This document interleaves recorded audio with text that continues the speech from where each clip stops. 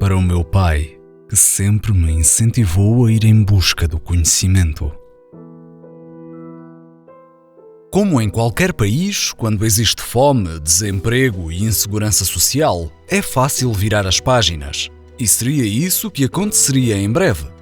Os portugueses já estavam por tudo, e esse tudo seria mais uma vez o assassinato de um rei de Portugal.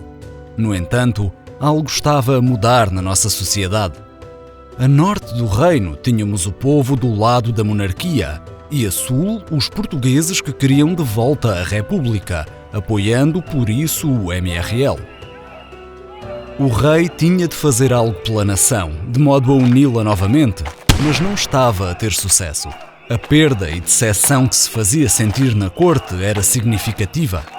De malas e bagagens, a corte partiu para Guimarães e o rei declarou a cidade como a nova capital, sentindo que em Lisboa já não era mais seguro estar, muito menos em Sintra, que durante 10 anos foi a capital.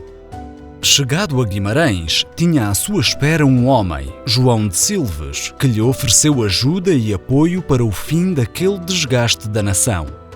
Dom Nuno I não viu com bons olhos toda aquela amabilidade e rejeitou a oferta sem pensar, pois era um rei muito desconfiado.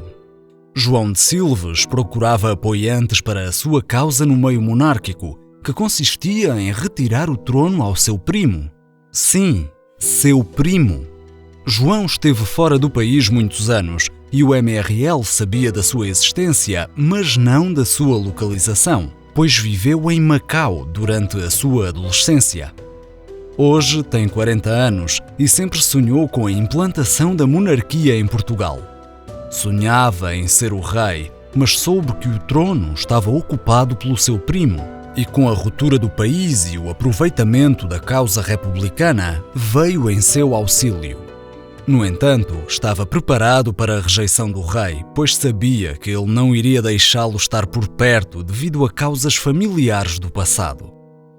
Os conselheiros do reino tentavam a todo custo uma aproximação entre os dois primos, pois acreditavam que o choque de ideais não seria benéfico para o país. Dom Nuno era um absolutista convicto e João de Silves era mais liberal.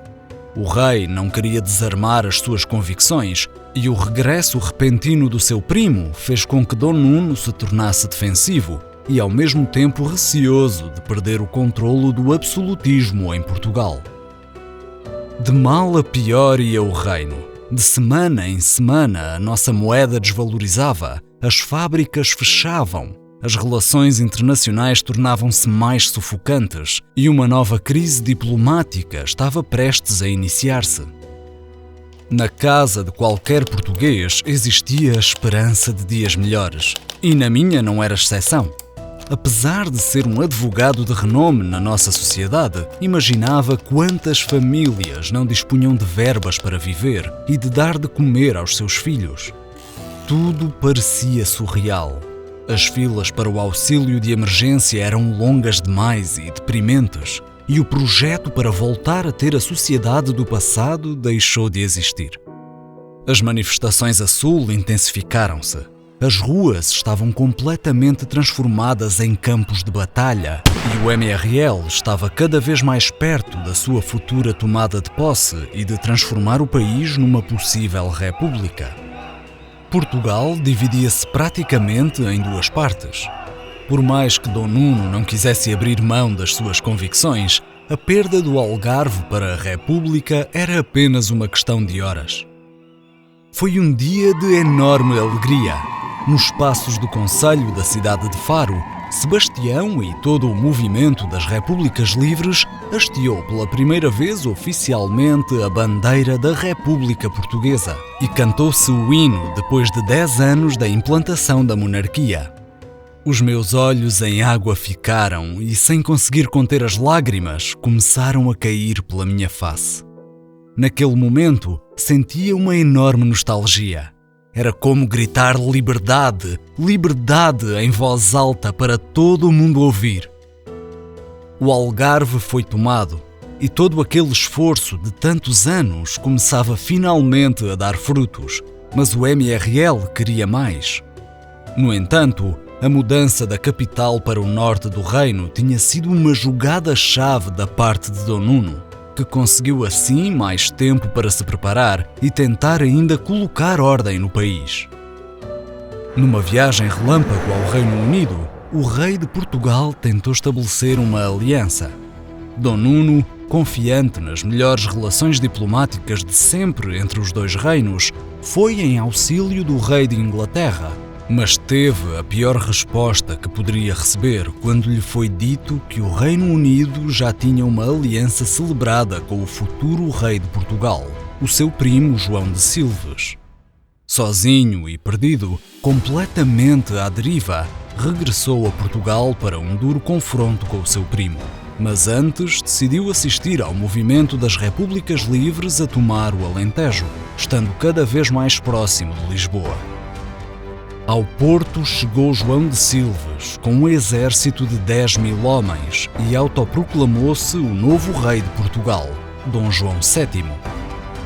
A partir daquele momento, seria esta a maneira como todos o começariam a tratar. Com os ideais mais liberais, queria restabelecer a democracia, acabar com o reinado absoluto do seu primo e oficializar a bandeira de Dona Maria II como novamente a bandeira do Reino de Portugal. No Porto, os dois lados encontravam-se numa verdadeira batalha que durou 3 meses. De um lado tínhamos os liberais e do outro os absolutistas. Dom João VII teve a chefiar o seu exército o general Luís Pissarra, um homem convicto dos seus princípios. Por outro lado, Dom Nuno I tinha o general Herculano Aguiar a comandar os seus 5.000 homens.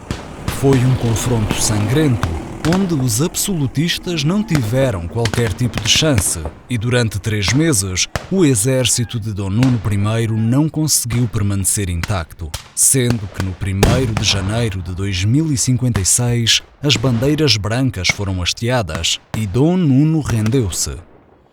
A sua rendição fez com que todo aquele projeto de reino opressor, escuro e absolutista chegasse ao fim, 11 anos depois. Preso e completamente desgastado, Dom Nuno I suicida-se numa cela na cidade de Guimarães.